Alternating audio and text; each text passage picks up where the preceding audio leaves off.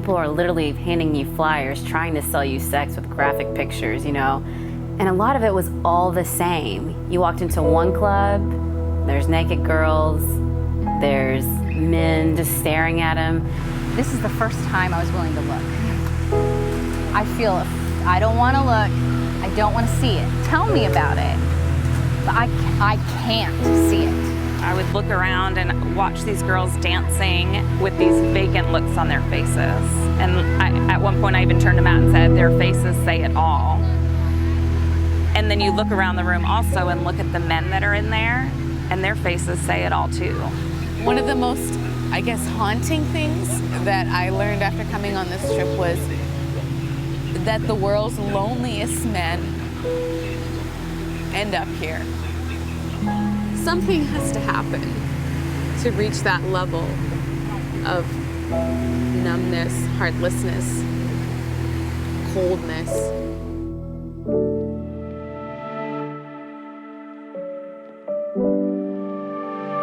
The first brothel we walked in, we sat down and there was a girl that was kind of already where we were sitting, and I started talking to her and realised that she could speak English reasonably well. And we continued talking, and she's got a 2-year-old son. And I think the reality is that every single one of those women with numbers has a story like that. They're all someone's daughter. They're all potentially someone's mother. 2 nights ago, I met a girl named O. Well, her story was that she didn't have a great relationship with her mom. Her dad died when she was young. Her dream was to always be married and have the perfect family. That was the only dream she ever had. And she had tried to depend on a man, and she had no provision. And so she literally said, I will forgo my dignity to pay my debt. I think the thing that's been mind-blowing for me has been this idea of home-based brothels.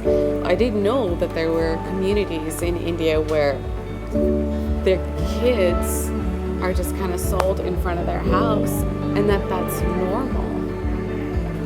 It grieves me for my people. It grieves me that somewhere along the way that our humanity got mutated.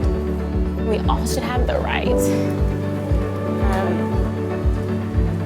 to be free and to be loved and to be treated according to how we were supposed to be treated. After hearing, I'll call him S, because I don't think we can say his name, his story about how his sister was in a brothel and he actually went in and rescued her, and then his wife was somebody who was rescued. Just to have come from the corner and just kind of say, she's rescued, we have her.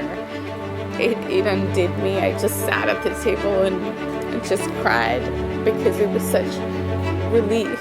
Because again, it comes back to the power of that one.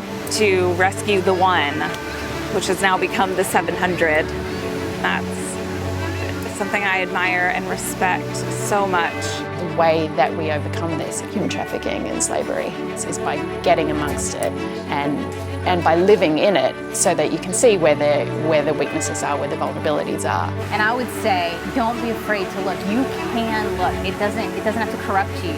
And if we don't look, then who's going to see them? To me, the hope lies in the fact that it takes a solitary candle to break the darkness. That no matter how dark the room is, one single flame, no matter how small, already starts piercing through. These are people who are doing what nobody else will do and being what nobody else will be. And we have to, number one, tell those stories, and then number two, support that.